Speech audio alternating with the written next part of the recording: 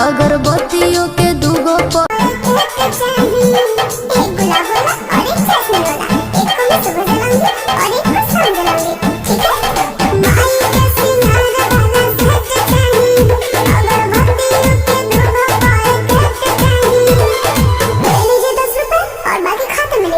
अरे मैडम, तू जितना सामान कहबू हम उतना सामान देब। ओकरा खातिर हम भागल ना हई, लेकिन जदी उधारी के बात कइलू तब बुझ लिहा हम संतोष पागल नहीं।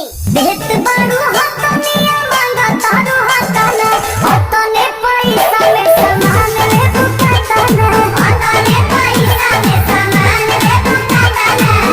जाने तू कि हम ग्रेड ए पर नहीं।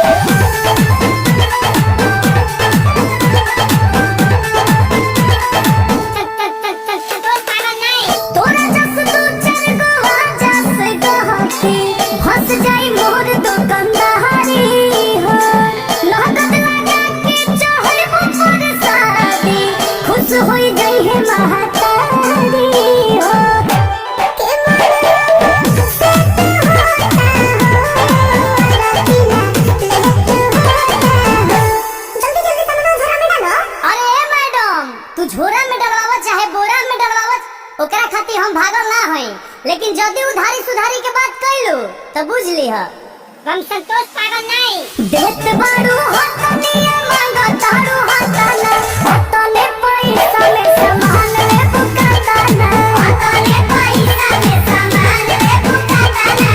मारो ना एके फटके कोई भाषा ना बोलबा कोनो विषय में।